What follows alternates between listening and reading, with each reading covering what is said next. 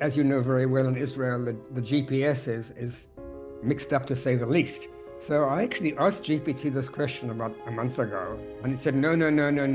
There's no record of any GPT being mixed up, and it's a very hard thing to do. GPS spoofing is complicated and difficult. I'm sure it doesn't exist. I said, do me a favor, just read a few newspaper articles. So a few seconds he came back again and said, oh my God, you're right. It's everywhere. So, the thing about it is to treat the computer like you would treat a smart friend. And I think children should learn to do this. When I was 21, I was in Microsoft Research here in the States. They called us to a conference and they talked about the glass ceiling. I asked the lady who was sitting next to me, what is a glass ceiling? She says, what do you mean? It's like, there is a cap to what you can do and it's almost invisible. It's like, I don't get it. I don't understand what you're saying.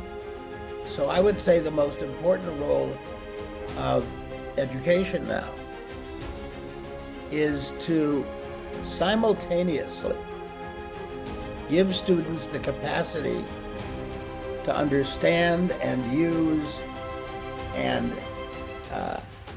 engage with these newest of technological and scientific capacities and discoveries.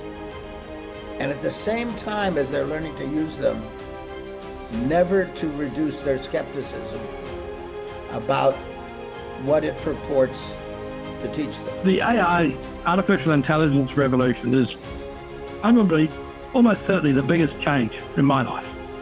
And it's going to have dramatic changes to how we work in schools, for better and for worse. And I'm a bit dismayed, Ali, about the number of places, including my own country, which have banned it. And we're not going to uninvent it, so we need to know how to use it. The hardcore reality is that virtually every child in Israel at school today will grow up and go into employment, probably alongside it with a computer of some sort.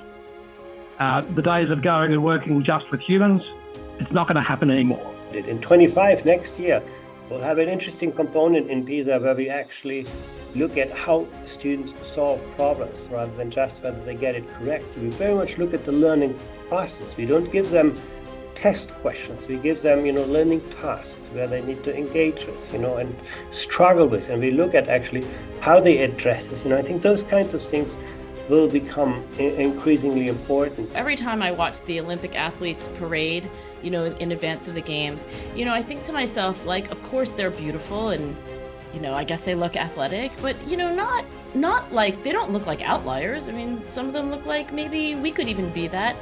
But then I think to myself as a psychologist, so much of what makes a champion, no matter what they do, whether it's, playing tennis, swimming, or frankly playing chess or, becoming a great teacher, I mean, it's in their head, right? And that's not as visible.